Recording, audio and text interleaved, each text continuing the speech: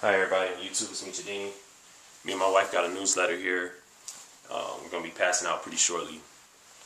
In the newsletter, we state how we're going to help people with our organization, the information of our organization, and also raising consciousness and awareness as well. Notice there's a lot of sacrifice and patience and manageability when it comes to creating an organization from the ground up. A lot of time and money managed away from family time. And if you have a partner, it makes it a lot easier to go down that road, you know. It kind of flattens the road out for you, make it a lot easier when you have a partner that understands that it takes a lot of patience and sacrifice, and you have to be able to manage the time and money. When you got people giving you information, you know, you got to make sure the information you give me is valid. Because I know probably just as much as you know, even if you're a lawyer, you went to school, because I self-educated myself on those things. So it don't really matter. I'm not going to take the information you give me, because we got to look at it as valid arguments and invalid arguments at the end of the day. If you don't know the data, the info between me and my wife and how we came up together and how we look at the world, then the information you have may not be valid for us. Therefore, it may be invalid information. There's information just tossed in the trash that you wasted all your years in school for, you see. So you got to make sure that the system of information exchange is fair and valid for those who you're talking to. If you're talking to those who oppress, those who feel like, man, this is it, I'm tired, I'm sick and tired of being sick and tired, there's a certain way you got to come to them with that information. Less aggravation and more acceptance. You see, the oppressors, they want us to be accepting and willing to be in a subordinate position.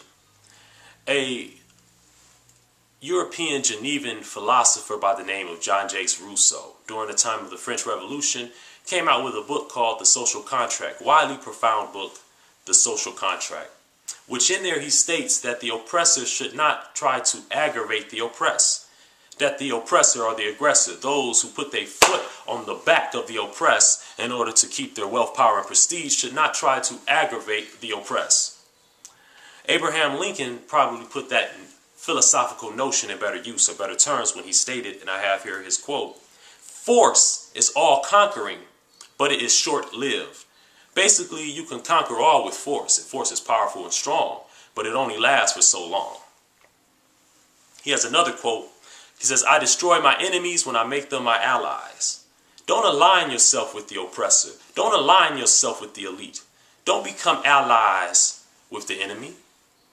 Don't go to college to work for them and to build their wealth, to manage their wealth, to manage their power. Don't you do that.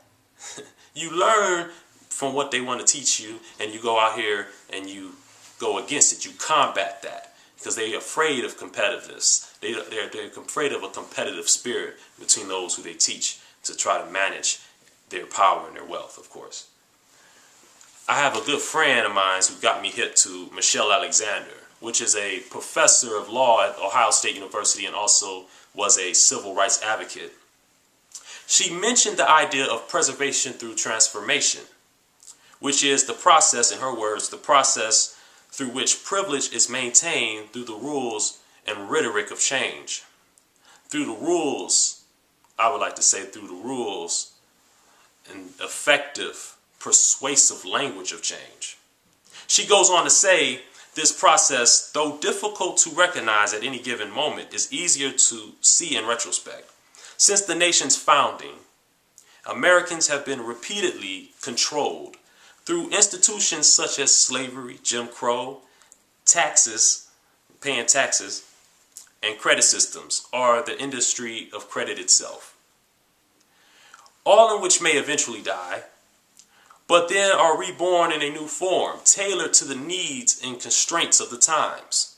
Something goes away and we think, oh, that's the end of that. Finally, we get a break. There's something else right around the corner, coming right around the corner.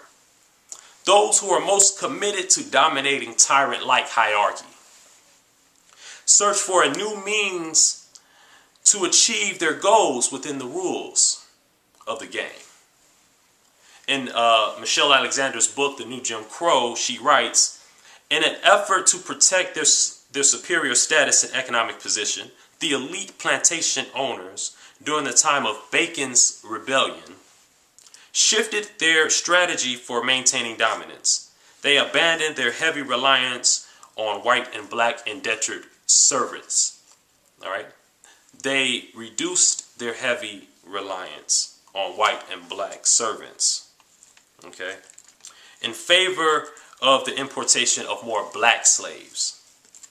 Instead of importing English-speaking slaves from the West Indies, which is Jamaica and those islands around Jamaica there, who were more likely to be familiar with the European language. They was more likely to be familiar with the language and the culture of the Europeans. Many more slaves were shipped from Africa. These slaves from Africa, because they didn't understand the language at all, not even a little bit, would be more easier to control and far less likely to form alliances with poor whites because they wouldn't understand the culture. They wouldn't understand how the Europeans do things, you know. They wouldn't understand the indentured servitude, like the servant-like, serf-like, slave-like system. You have to understand the language, because through the language they trick you, they deceive and manipulate you. You know, language, and I looked into the Webster's Dictionary, the second definition, I think, explains it well. A system of signs and symbols, gestures and rules, you know, rules like laws and regulations, principles of behavior and standards. Then you have to look at communicating or communication, which is just a system of information exchange, an idea, a system of idea exchange, a system of thought exchange. You know, they tell you that, you know, we live in an integrated society, but then when you travel this country by car, you don't see integration. In the countryside, you don't see it. All this land, who lives in these areas? Institutionalized education. You go to school to what? Learn how to manage their wealth and their power, to keep them in a wealthy and powerful position. While you thinking you're doing a little something, you helping them put their foots on the backs of the oppressed. You don't even see it. You don't even see it. Through the language, they trick you. It's all in the language. Church and state. You can't have a church that's a block long or 2 blocks and don't think the state has their hand involved. You can't say the Vatican has had nothing to do with the state, or that the Vatican is not the state itself. Through the language, they hide their oppressiveness. They hide their exploitation spirit right through the language. They're telling you that communism is wrong, but then they use communistic principles and values in a capitalistic way. All the elite in our country stick together. That's something we have to understand. They all come together to stick together, to keep themselves afloat amongst the oppressed, amongst who they consider the weak, the workers, the serfs, the servants. You see, they use communistic principles and values to stick together. Mergers, these things. Through the language, they hide their oppressiveness and exploitation spirit. Through the language, they hide it all in the language. Meechadini.com. Support the cause. Support the cause.